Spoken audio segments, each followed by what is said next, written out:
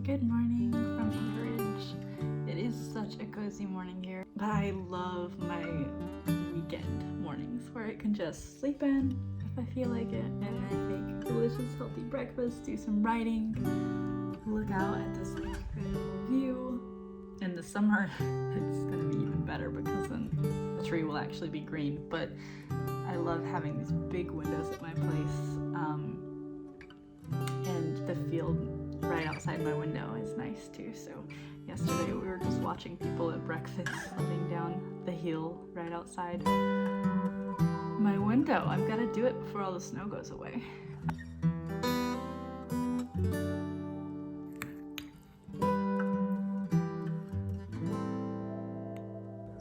So I was laughing with my mom the other day about just this chill life of a 32-year-old, not married, with no children, and it is something that I know, I'm acutely aware that it will not last forever. So, and I hope it doesn't anyway. Like, I am so excited for that next season of my life to start too, but I just really want to enjoy the one I'm in right now, and that's what I'm trying to do.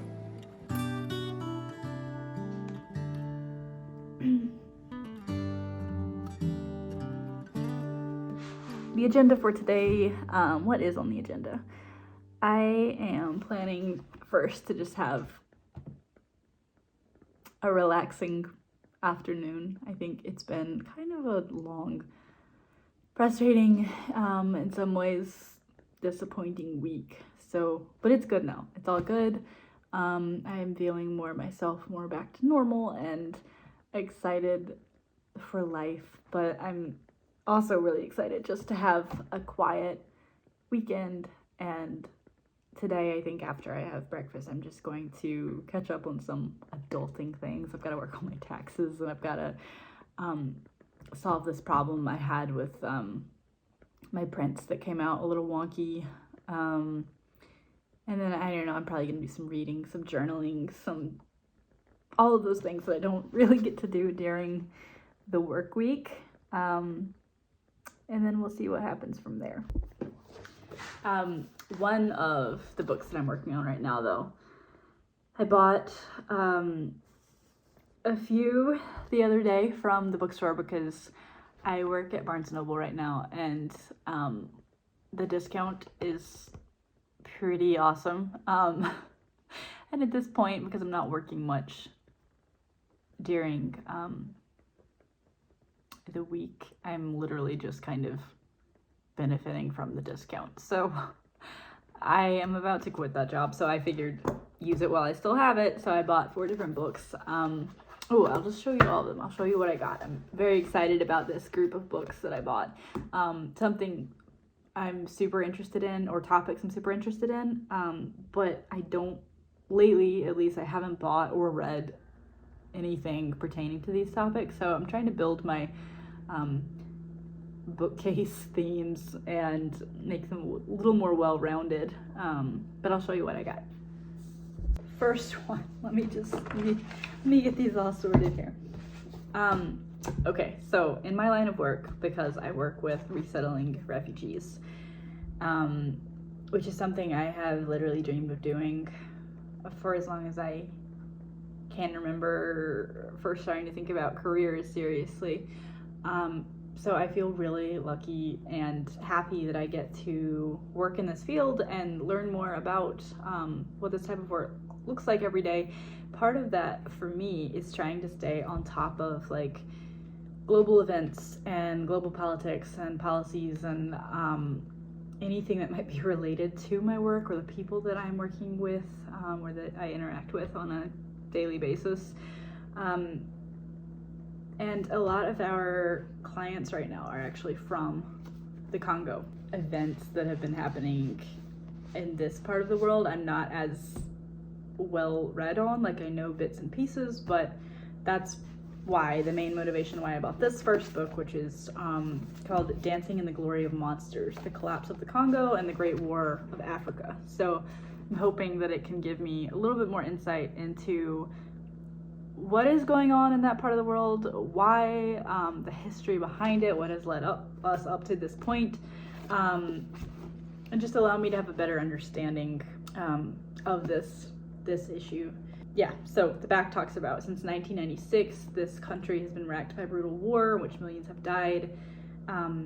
It's written by a political activist and researcher, Jason Stearns, and he writes a narrative of how Congo basically became a failed state, collapsed into war of retaliatory massacres among different people groups, and he describes the key people involved, the key groups involved, the nature of the political system there, and the different moral decisions and issues that arise. So this is going to be a very interesting read. I think it's going to be probably a very heavy read. None of these books that I just bought this last time are light reading by any means, but I think that they are going to be fascinating and helpful to me in my own life to read them. So this is number 1. Number 2, we've got, if I pronounce it wrong, I'm sorry, but Iseldine Abouleish, I Shall Not Hate, A Gaza Doctor's Journey on the Road to Peace and Human Dignity. If you know me, you know this is a topic that is very close to my heart. I lived in Israel for a while. That's where I earned my master's degree on the topic of conflict resolution, and the main conflict that we studied in the program was the Israeli-Palestinian people. So this book is obviously one that jumped out at me. I like to try and, as much as I can, gain an understanding from both sides and hear different perspectives from both sides of the conflict. What really drew me to this book was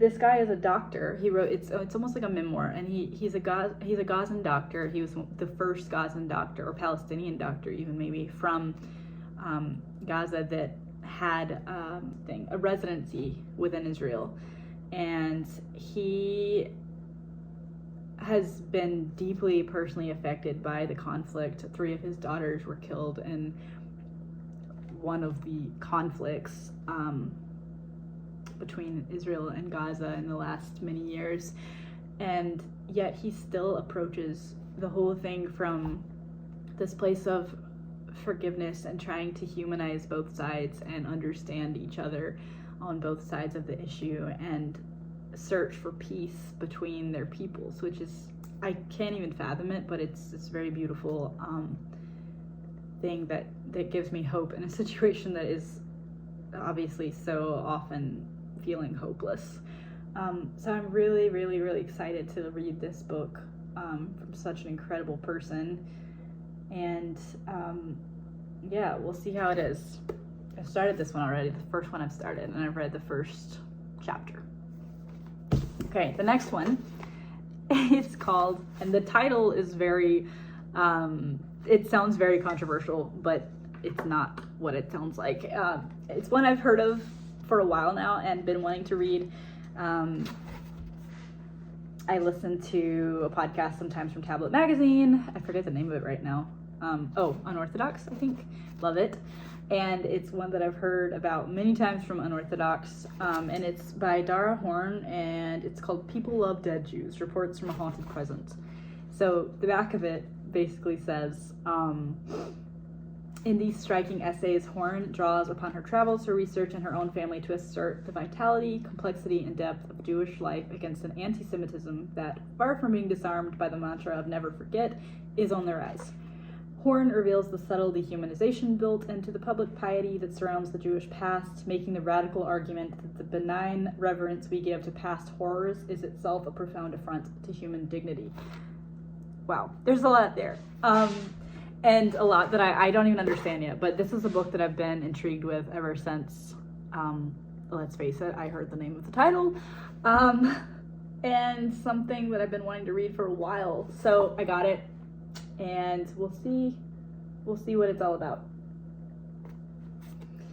Finally, and this is something that it doesn't seem like a very fun read to me, but it's something, again, that I wanted to know more about for a very, very, very, very long time, and it's honestly something that's weighed heavy on me as an American, where I feel almost a responsibility to know more about our policies in the Middle East and different things that have happened in the past decades connected to the Middle East that have played a major part in bringing us to where we are today, with Middle East relations in general, not just with the US, but with Israel, with the surrounding countries, with the rest of the world.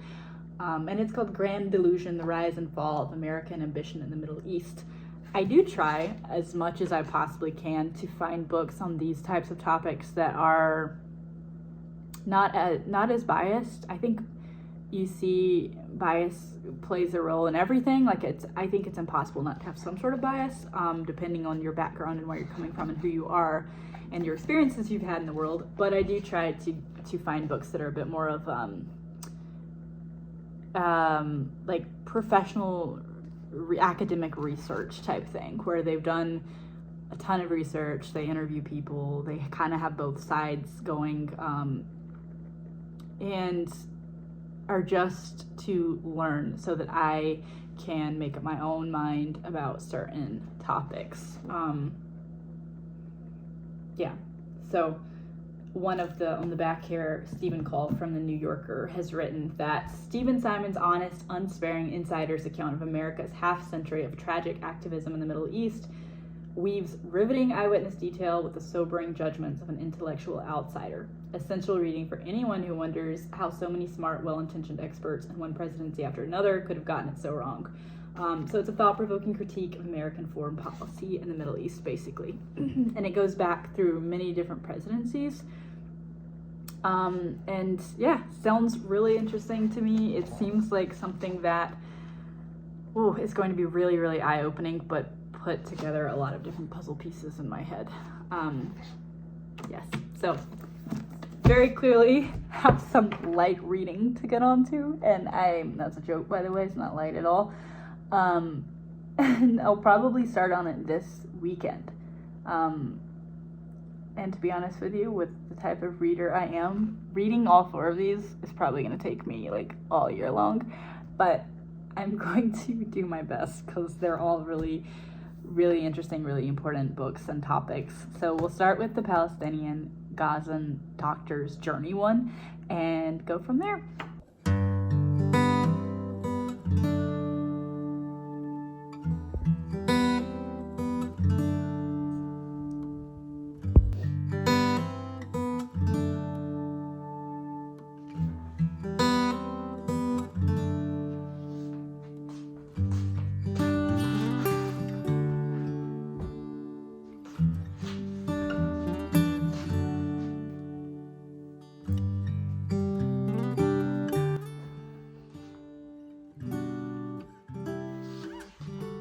Baking apron is now becoming a painting apron.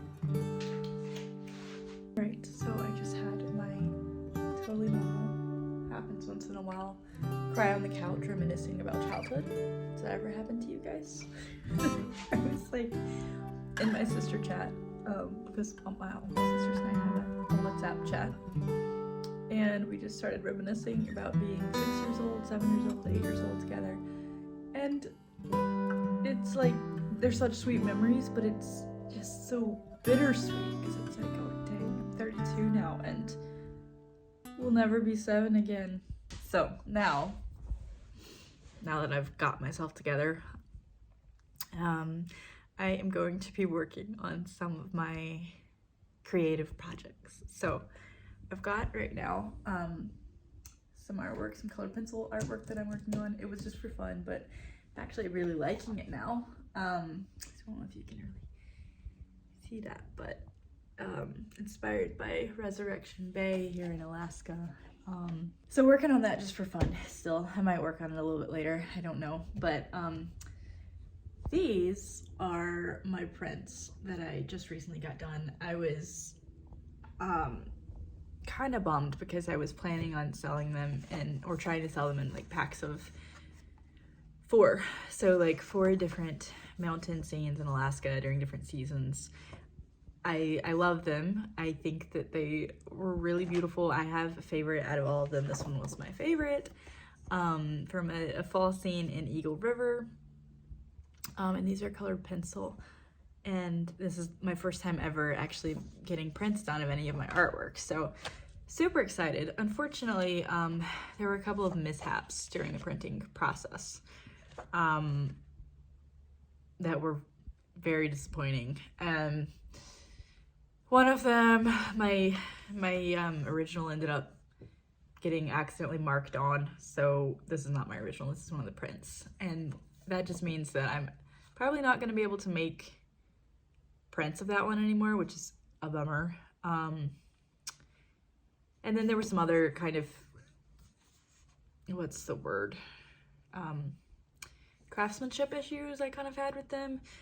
They're okay, but as you can see, I have my 4 out right here. I was wanting them to be in packs of 4. This one is looking a little wonky. I don't know if you guys can tell, but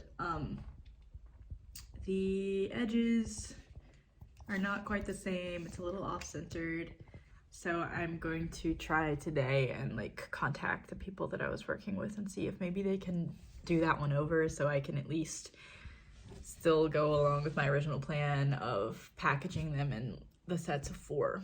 But we'll see. Either way, it was a really fun thing to try and like get prints made. And then I'm gonna try, the idea is try to see first if I can just package them up in 4s and see if I can sell them in some of the businesses around town.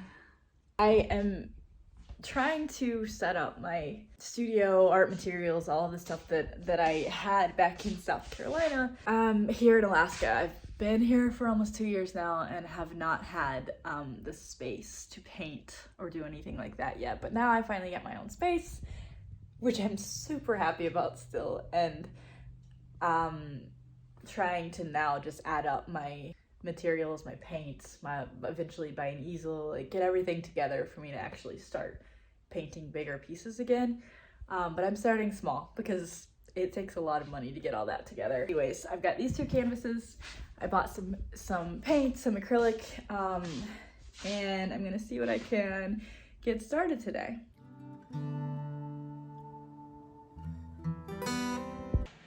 But first, I am going to show you what I picked up from the art store. Kind of random. Some of them are anyways, but some things I had just been wanting for a while. Like I really wanted a gold marker of some sort, or a gold paint marker, which is exactly what this is. I really love adding bits of gold or like white paint marker or marker in general to the tops of my colored pencil drawings. So the idea was, I think with this one, to probably go back in later and add some gold somewhere in here. I mean, obviously, for sure, I think around the colored pencil gold halo-ish thing I have going on around the woman's head. But I picked up a couple different ones just to try to experiment with. So I've got, I think I bought 4 or 5 different markers. Yeah, so I've got just a Pilot paint marker, extra fine gold paint marker. And then I bought 1 more gold marker. This one's a I never can pronounce it. Faber-Castell.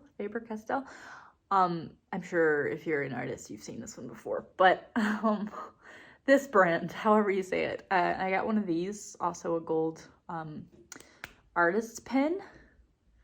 Not too fine of a point, but I think it would be perfect for what I'm gonna try and experiment with on this latest piece. And then I have, I want to do a similar type of thing with white markers. So I've got, this one is Pen Touch Sakura brand. I think it's Korean, but it's an extra fine point white paint marker. And then another Faber-Castell white.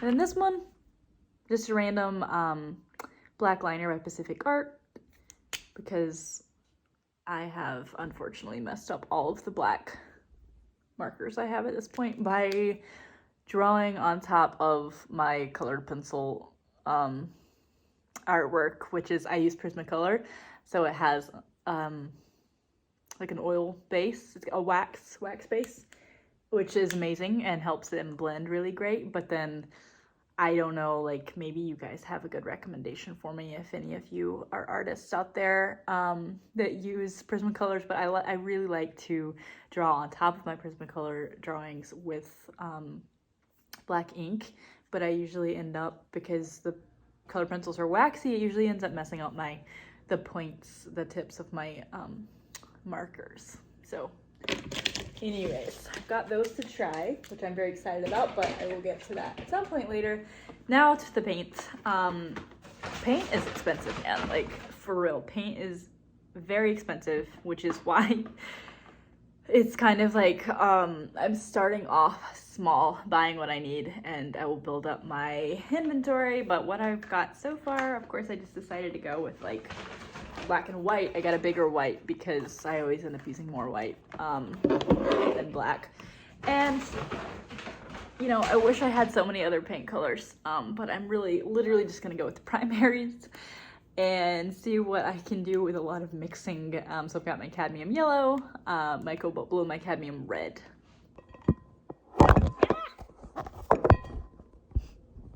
Then of course, last but not least, forgot about this guy. I got some regular gel matte this time. I don't use a ton of gel when I paint, but I have in the past, and in this situation where I've got only really 3 colors to work with and then a white and a black, I really thought this might come in handy.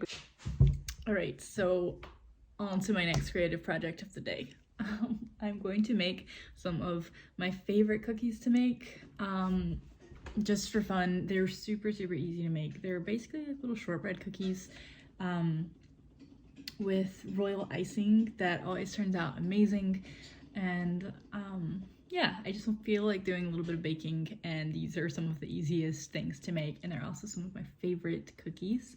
So I'm gonna go ahead and work on that for a little bit while painting the base layer on my canvas dries. So one of my favorite cooking books, bake books, one of my favorite bake books that I've ever gotten from a thrift store or anywhere in general is The Holiday Kosher Baker. I do not keep kosher, by the way, but the book is great, and some of my favorite recipes have been made from this book. One of them are the cookies that I just told you guys about. So here they are. Okay, so decorated cookies with royal icing. Here it is. Here is the recipe. Super easy to make, but again, they're super good. The icing, I've never made icing this way before, but it's basically egg whites, vanilla, powdered sugar, but it makes the best icing, and I don't know how to describe it. Like, it sets on the cookies so well, like it's not dripping everywhere, but it's also still like creamy and perfect for an icing. So this is what I'm gonna make today. I'm gonna try to see if I have any cute cookie cutters, because they're always more fun to make with like little shapes of some sort. And I have a ton of Christmas cookie cutters that I found at the thrift store last year. So I'll look through there and see what I can find. And then I found my cookie cutters. I did move like 3 different times in the past 6 months or so. So all of my stuff kind of went somewhere else, but I had them in different cartons of sorts. But I've got a ton of different cookie cutters in here, so let's find something that will work. This shape honestly always works in Alaska, so maybe. I don't want anything too Christmassy because it is not Christmas time. This is always a fun one. Also a good Alaskan one at so many different times of the year, but snowflake. Ooh, a heart. That would be fun. That would be really cute. I think I'm gonna do a heart.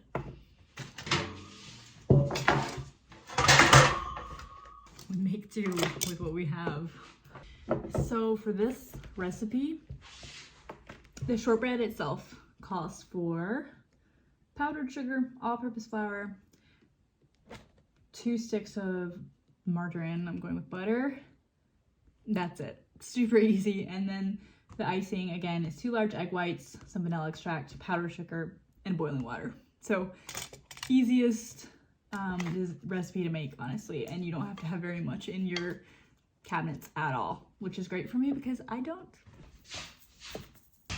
All right, so I've got my salted butter 1 cup. I'm going to actually let this sit out for a while and get room temperature because it's freezing and too hard right now. So we'll let that sit out for a bit. Got my little bag of all-purpose flour over here and my wholesome organic virgin powder of sugar. Who knows, just for fun, if I'm feeling like it, I have some little red sprinkles that we might use. And that's literally it for the shortbread. So I'm gonna let the butter get to room temperature for a bit and check on my painting and then be back in a sec.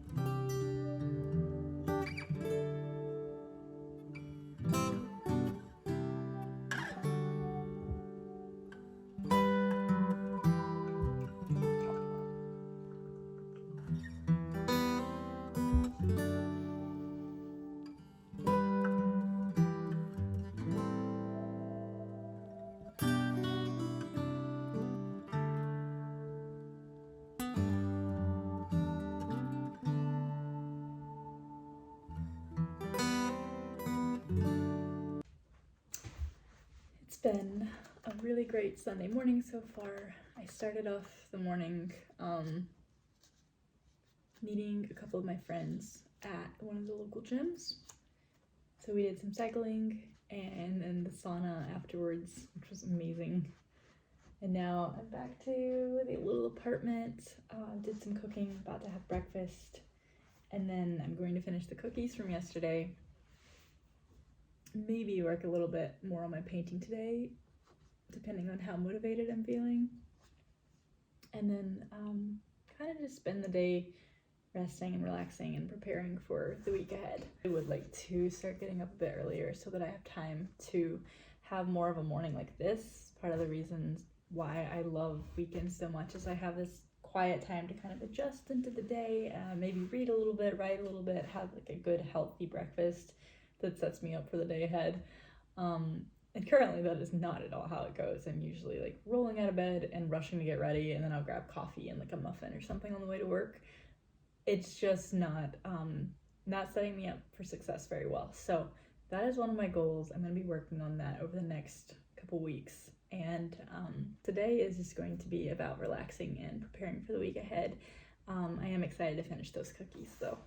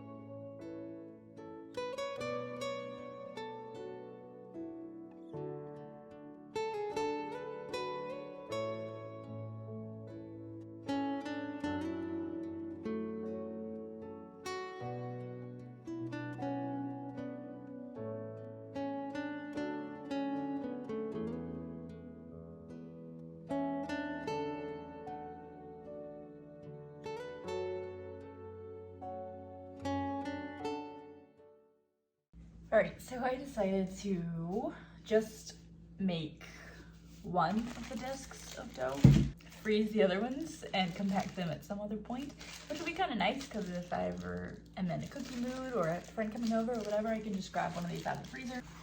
Alright, it's now time for the frosting, or the icing. For this, we really only got 2 large egg whites, which I'm gonna go with 1 now. 1 large egg white, just a little bit of vanilla extract.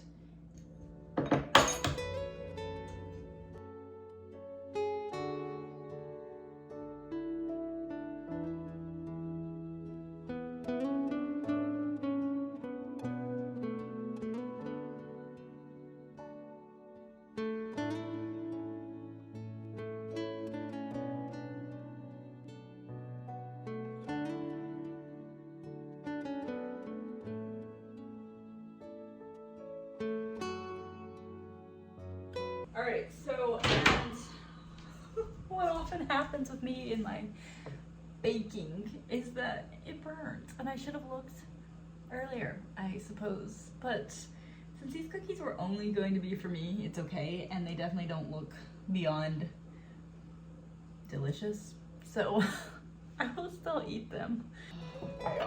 Honestly, you know, the perfectionist side of me is probably going to go ahead and make one more batch of cookies.